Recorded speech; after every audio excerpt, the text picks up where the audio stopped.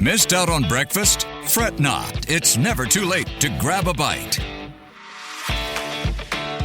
Breakfast Bites today. Is there a better way to start the first day of a new month and the halfway point of the year with a joke, a smile, and some laughter? Today we celebrate one of my favorite days, International Joke Day. Jokes, of course, bring us together. They cut through the tension in the room and they take the seriousness out of life for maybe 10 seconds or longer. Yeah. Which I think is all the more important these days in the stressful world that we live in. Mm-hmm. It was actually created by author and graphic artist Wayne Reinagel in 1994. He said, "I made this day July the 1st because the year was officially half over and I then used it to promote my joke books." Oh. None of which I've actually read to this day. But before we crack on, would you guys be willing and so kind as to share some of your favorite jokes? Oh, gosh. Oh, wow. So a lot of my favorite jokes are too dirty for radio. Okay. But yeah. Some of them are really good, though. Make them PG-13 then. But I am a big fan of the dad jokes. Okay. Maybe it's because I'm a mom now, but like the other day at my son's birthday party, someone came up to me, shout out to one of my friends, who said, "You're like the NASA of parties because you plan it." That's good. Not bad, That's not bad, good. not bad. Okay, Ryan? Okay. So I've got a couple of dad jokes as well. What did a drummer name his two twin daughters? Bum. Oh, close. Yes, I've heard this one before. Anna 1, Anna 2. Oh. Yes, Anna 1, Anna actually 2. sent this to me on Instagram, Ryan. Yeah, among the other dad jokes I send you all the time. Anyway, let's go into some of the origins of classic jokes. Of course, the knock-knock joke is one that we have grown up with and Yeah. probably still use from time to time. So during the Prohibition era in the 1930s, the Prohibition era was an era where the U.S. legally banned alcohol production and sales. I actually just found out about this. If you wanted to get into a speakeasy, you would knock on the door, someone would ask, "Who's there?" and you'd have to say a password.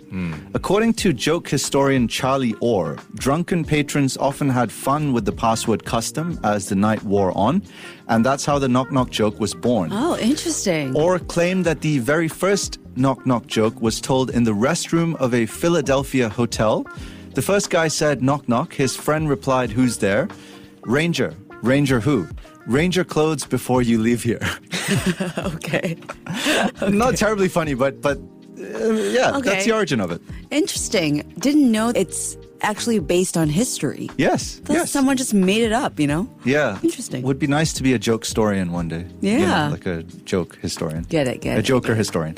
The Yo Mama jokes became popular in the 1960s in inner cities as part of a trash-talking game called The Dozens. Have you heard of this game? Not the dozens, but your mama jokes are one of my favorite jokes of all time. So two African-American competitors would trade insults until one of them couldn't think of a comeback.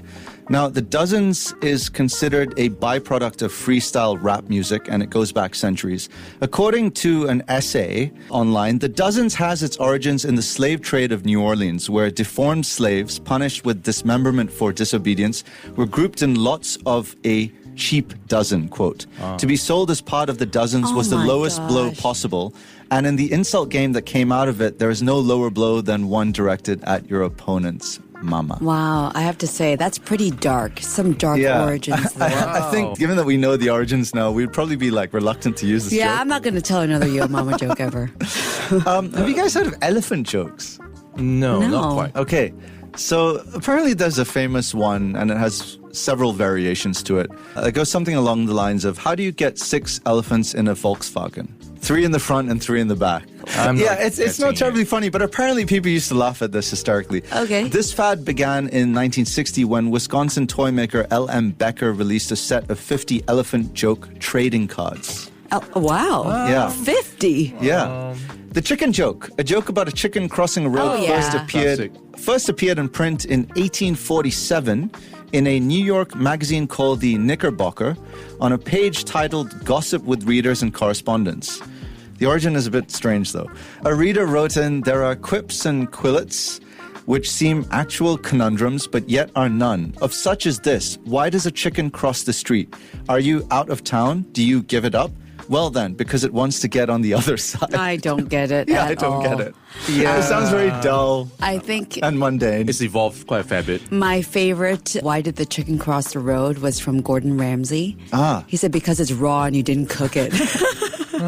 That is pretty good. That is pretty good. That is pretty good.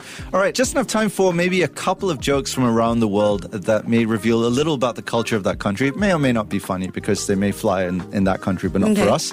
So in Kenya, the joke goes, your family's so stupid you give your chickens hot water so they can lay boiled eggs.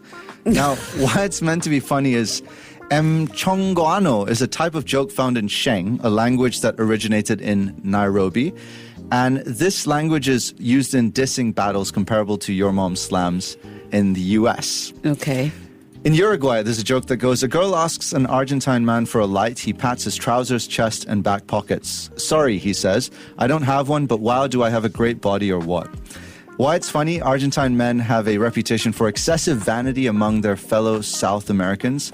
No one enjoys poking fun at them quite like the neighboring Uruguayans. Okay. And... told you they wouldn't be as funny. Australians, Ryan, you might get this one since it was your home away from home for a while. Why do Australians pee in the bushes at parties? Because there are no toilets around? No, because there's always someone chundering in the toilet. So Australians so proudly joke about their drinking habits that an entire genre of humor has developed around chunder, which is Aussie slang for vomit. Okay, all right. And just to end off, it is July, so here's a nice little July joke to end things off. What do you call a July picnic with lots of ants? Not a good time is what I call it. An anticipation. Oh my gosh. I have one that is good for Asia, Singapore as well. Which noodle is the heaviest? The egg noodle. No, the wonton noodle. Oh, very good, very good. And that's a wrap